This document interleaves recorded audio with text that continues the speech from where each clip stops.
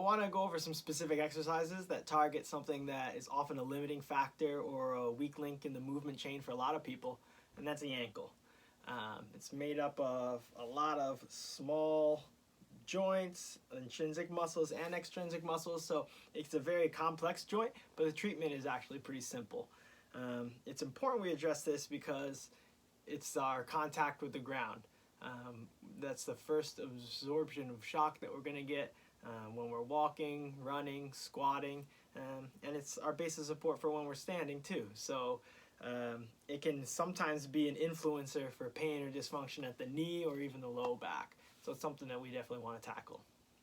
The first thing we're going to do for that is just explore our range. So we're going to do that with some circles, and it's really simple. You're drawing big circles as large as you can at that full range. So we're actively exploring the range, which helps us increase that range, helps us strengthen in that range, and build control in that range. We're doing that in open chain right now, meaning we're not grounded, but then eventually we will explore it in weight bearing and with it grounded. So we're just drawing big circles as big as you can, clockwise and counterclockwise. Anyone who's ever sprained their ankle, most of them can tell you right around here is where they get a lot of that pain and tightness still. And you want to really work that out as much as you can. So you could do anywhere from 30 to 50. You can do it multiple times in the day, just sitting at your desk, but just drawing those really big circles. The next one I like to give out in this position is just ankle alphabet. So as big as you can, you're going to lift that ankle up. That's the top of the letter. You're going to draw a big capital A, pushing it all the way down. And we're going to follow that up with a big capital B. And we're going to go through the whole alphabet, making it as large as you can. Sometimes people will stay down here still pointing their toe. You want to always come back to the top. All right.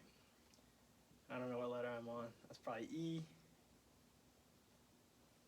F, so on and so forth. So just big controlled movement, pumping that ankle in all different directions.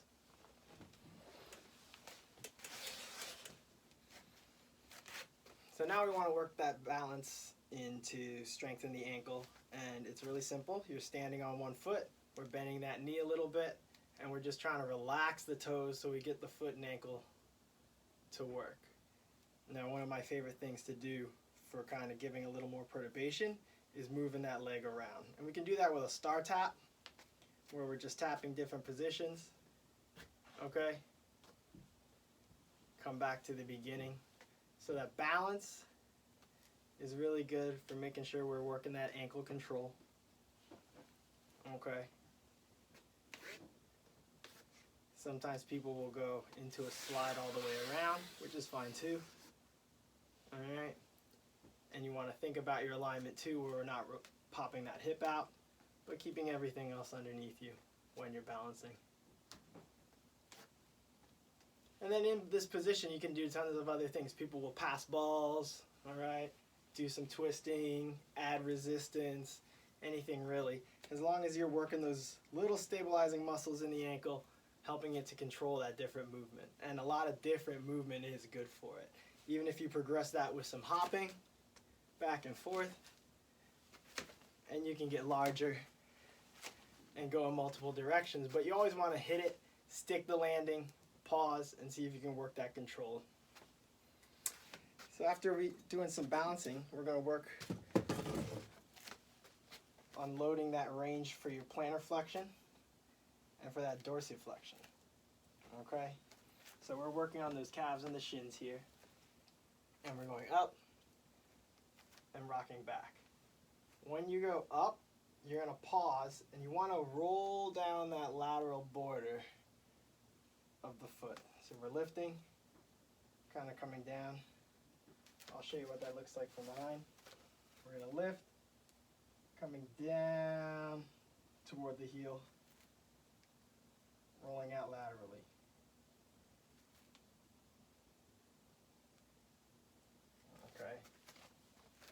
course, the heel raise is just here. Now you want to try to avoid rocking your butt back because that allows you to lift the toes without getting as much dorsiflexion. Sometimes you can hang on to something, okay, for a little balance if it helps you keep your hips fixed. And after a bunch of those, you really feel the calves burning. What we can do to progress that is actually add some toe walking and heel walking. So when you're up on your tippy toes, we're going to kind of do a waddle here. And again, all planes, so forward and backwards. And we can do the same on the heels. And back. Keeping those toes as high as you can. Now normally I'll have people walk about 20, 30 feet for anywhere from 3 to 5 laps. So it does add up. We can do it laterally too. A lot of stability on the lateral portion of the ankle will go a long way.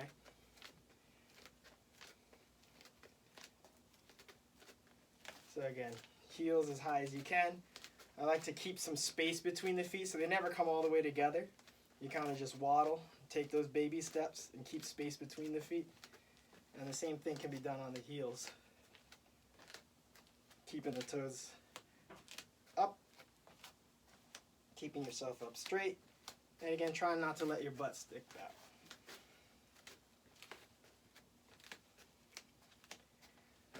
So that'll kind of get some nice burning in that lower leg, in the shin, and help build up some stability for the ankles. Now the biggest thing we want to do for the ankles is load it. I like to load it into a squat because that's where you're going to get your maximal dorsiflexion. So when we sit down here and we get that dorsiflexion, we're getting a nice range and you're working on contraction as you come up. So you can sit in here and we can hang out and we can even work that range again. Now we're loading it. Whereas before with the ankle circles and the ankle alphabet, we were doing open chain. This is closed chain, loading, trying to get maximal range. And you can do circles. We can go forward and back. Okay? And sometimes you can even play around with some of that heel raise here in this position. Now that's all well and good, but what if the ankle is keeping you from getting into that squat in the first place? Or you just don't have the strength in other places? So I like to use a chair or a beam or something for support. And you can do the same thing. Trying to keep your heels down. And that'll make it a little easier to work it, but still load it at those end ranges.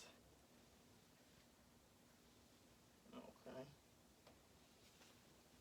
And if that's still kind of too much, we can take that chair, you can place your foot on it, and now we're controlling that load a lot more. And you see how we get that really nice ankle dorsiflexion there. I'm putting weight on the knee, or I can take some off. But we're kind of pressing in, going in and out. I can do some circles in here.